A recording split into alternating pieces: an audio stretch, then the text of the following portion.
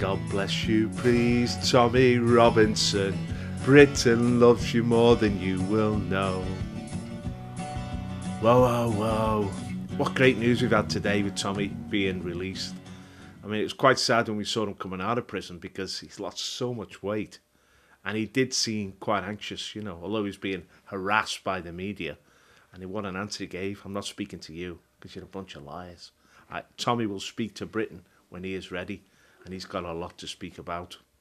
Why would I have anything to say to you? All you do is lie. You've lost me. Look at all the mainstream that you do, that lie. The British public no longer believe you.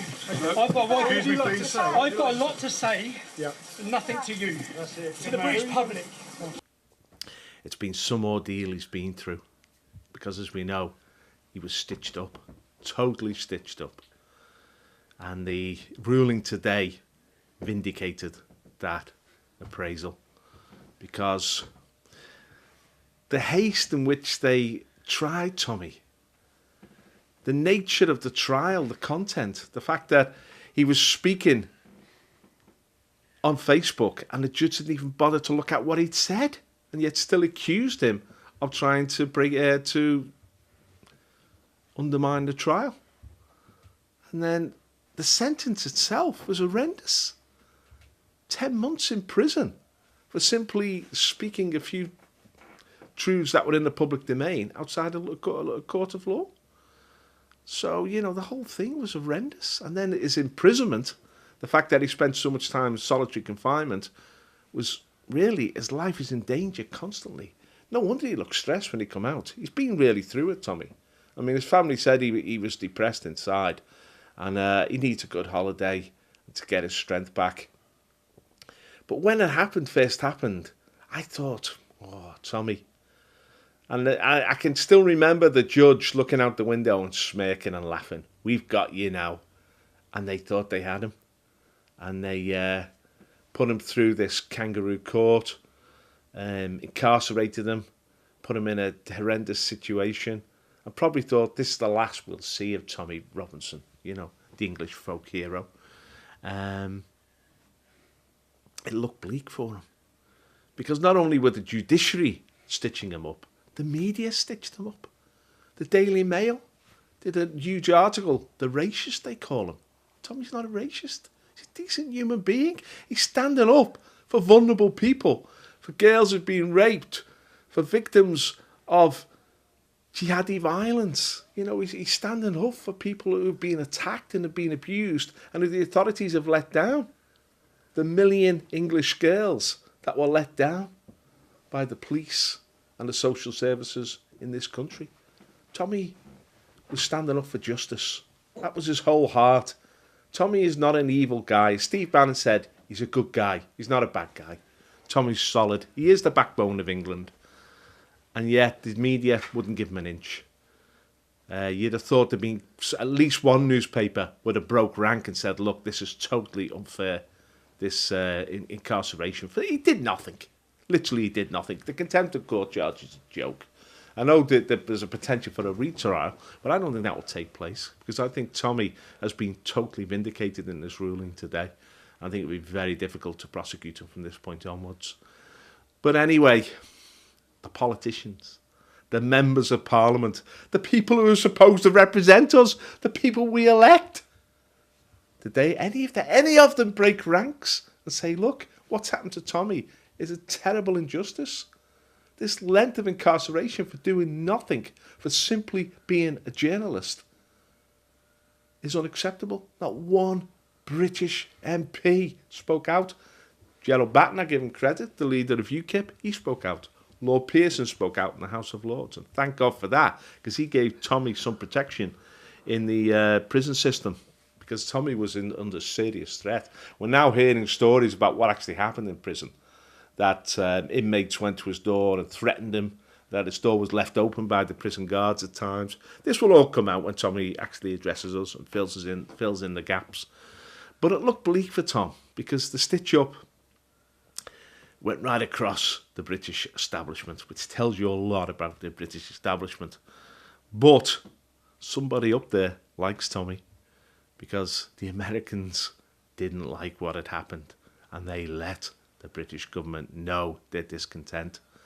Sam Brownback, Trump's ambassador for religion, he said, look, if Tommy doesn't get justice, if this case isn't revisited, we're going to speak out against it.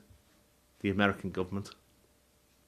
We're going to call it for what it is, a political imprisonment. Tommy was a political prisoner. Because there's no other explanation why he was treated the way he was. And now, the fact that the Americans were on their case made the British government sit up and pay attention. And then, of course, a congressman spoke out on the floor of the House of Representatives in America and raised Tommy's case. It was a live issue in America. And Donald Trump Jr. tweeted in support of Tommy. And then Steve Bannon spoke out in support of Tommy.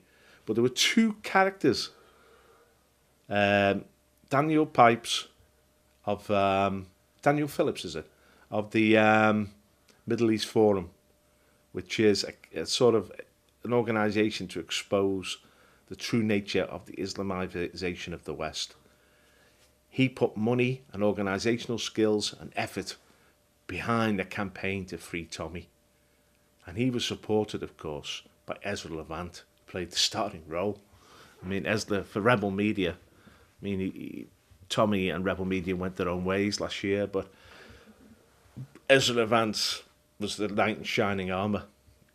When he was needed, he turned up, and he got the funds necessary for Tommy to have a powerful legal team to really challenge this abuse of justice, of the legal system.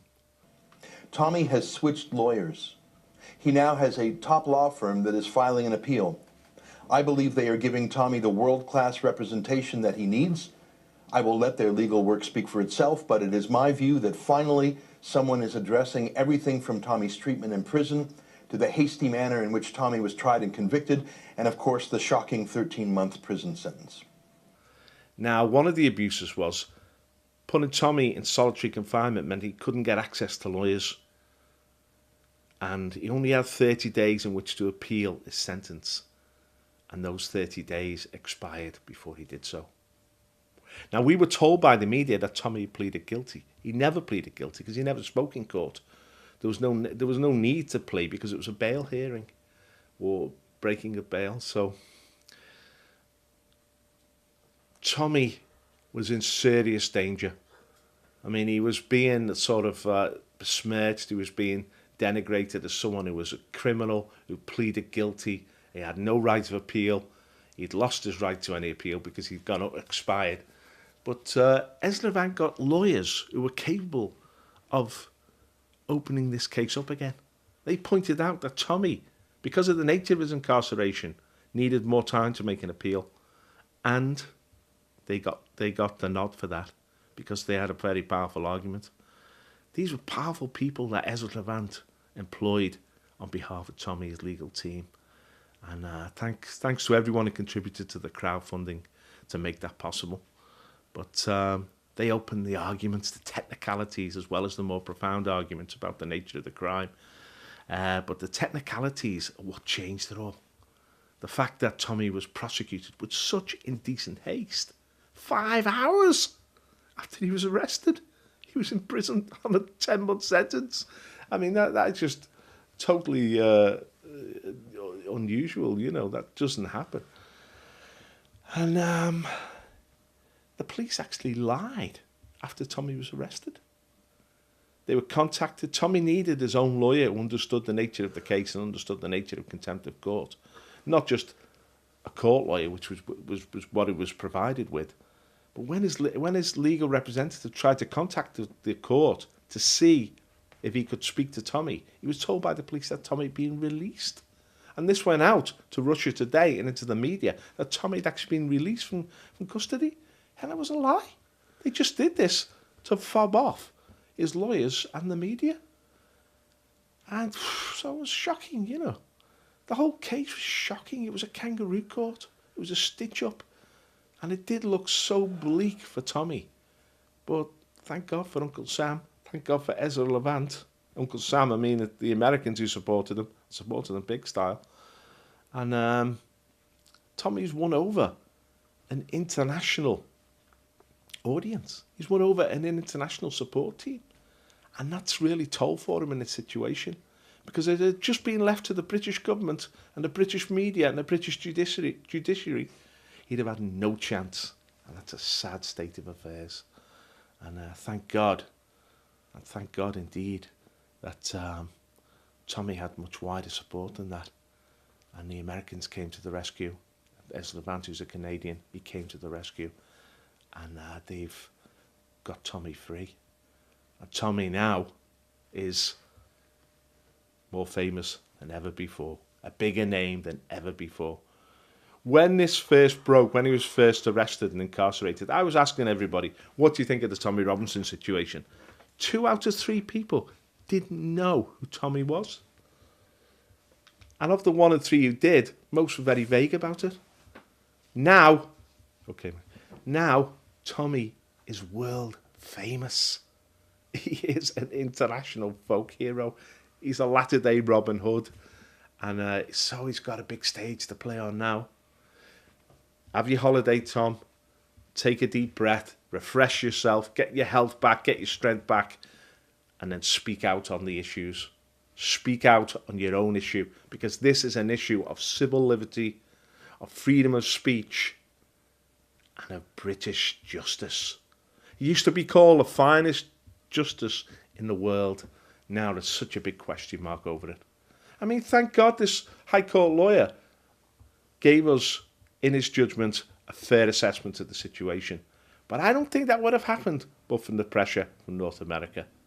For ordinary Joe Blogs, whether you're a Paul Golding or a Jada Franson or anybody else who's caught in their net, you haven't got a hope. They'll just squash you, and the media will join in that attack. This is the real. There are no tribunes of the people out there anymore. The only guardians of the people of Britain now are the people themselves who use social media to speak out and who back people like Tommy Robinson. And what a campaign we fought to get Tommy free. Those rallies in London were fantastic. The constant sort of information and support on the internet, on Facebook and Twitter, brilliant. On YouTube. It's just great that the common people have won a battle here today.